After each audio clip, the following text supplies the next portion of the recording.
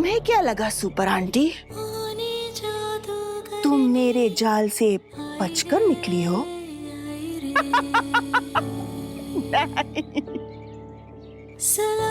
ये मैंने जानबूझ के किया, क्योंकि मेरे ऊनी धागों ने अपना काम कर दिया और अब तुम भी शहर के लोगों की तरह धीरे धीरे भेदभाव करने लगोगी।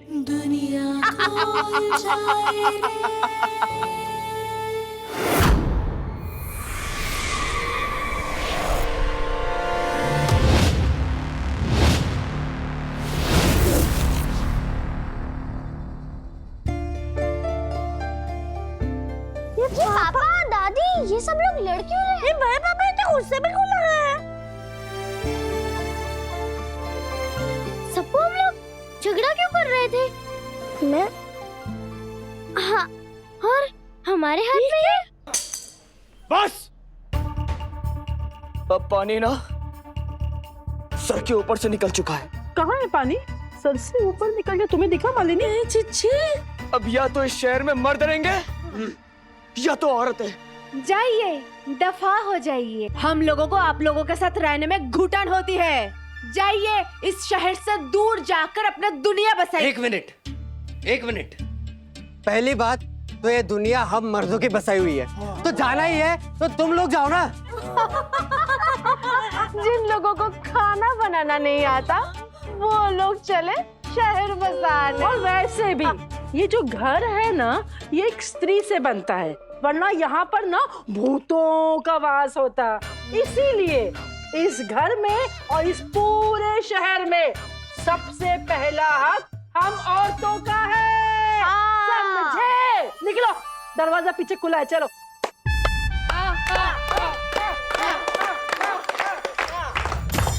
एक मिनट। तुम औरतें अपने आप को बहुत होशियार समझती हो ना, तो ठीक है, अब फैसला होके रहेगा। अब फैसला होगा टग ऑफ वॉर कंपटीशन में। इन्हें तो पता ही नहीं इंग्लिश। ए बेटा, हिंदी में बता क्या होता है? इसका मतलब होता है रस्साकशी प्रतियोगिता।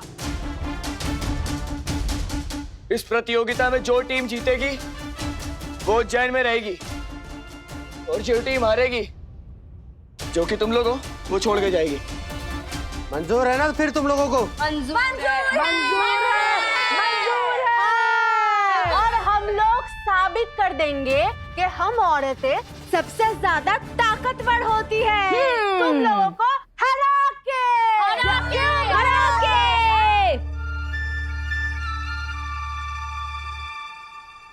तारा, ये तो बहुत बड़ी खबर हो रही है।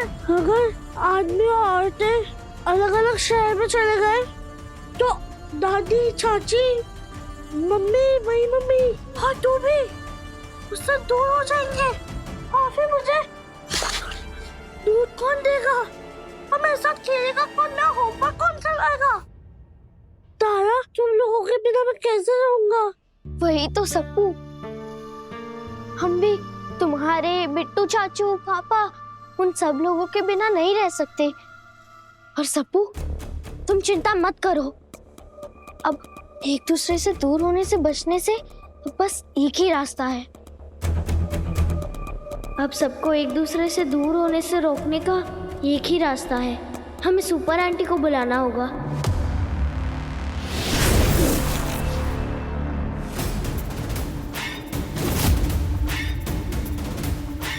कौन है जादू करने? मैंने तुम्हारी जरा सी पढ़ाई क्या कर दी? तुम तो हवा में उड़ने लगी और मेरे आदेश को अनसुना कर दिया तुमने। आखिर उस बच्चों की सुपर आंटी को जाने क्यों दिया तुमने यहाँ से? रानी राक्षसी, मेरे कान के पर्दे फट रहे हैं। इतना गुस्सा आपकी सेहत के लिए अच्छा नहीं है। मेरी सेहत की चिंता छोड़ो और अपनी करो। और वैसे भी मैं इंसान नहीं, राक्षसी हूँ, तो मैं कुछ भी करूँ मुझे कोई फर्क नहीं पड़ता। नहीं नहीं रानी राक्षसी, यही तो गलती करते हैं हम। इंसान हो या राक्षस, तनाव का असर दोनों पर पड़ता है। और मैंने तो सुना है ज्यादा तनाव लेने से चोरियां बढ़ जाती है।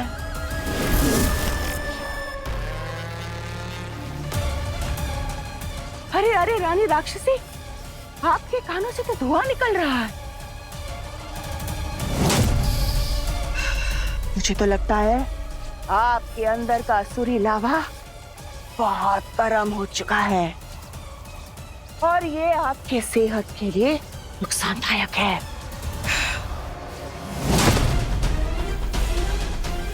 मेरी सेहत का तो पता नहीं, पर ये तुम्हारे लिए जरूर नुकसानदायक हो सकता है। बोलो मत, ये सलाइयां जिससे तुम ताना बाना बुनती हो, ये मैंने ही तुम्हें वापस ला कर दी थी।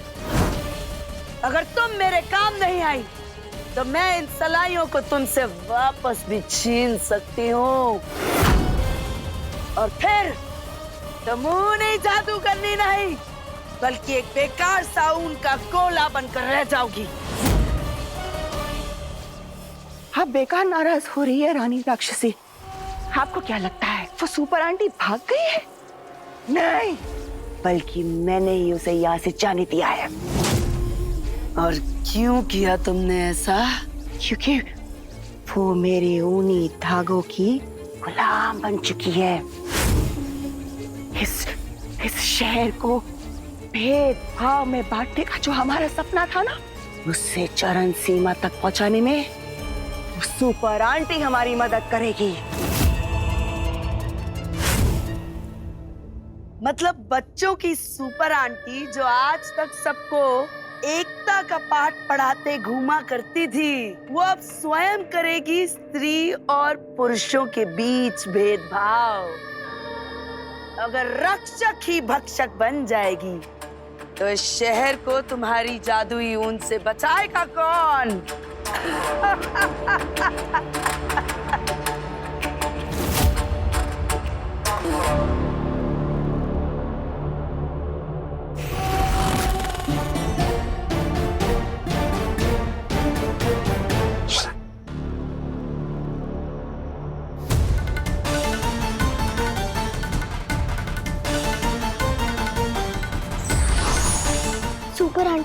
सुपर आंटी प्लीज आ जाइए ना, शहर को आपकी जरूरत है। यहाँ पर बहुत बड़ी गड़बड़ हो रही है। सुपर आंटी प्लीज आप आ जाइए ना। सुपर आंटी, अच्छा हुआ आप आ गए।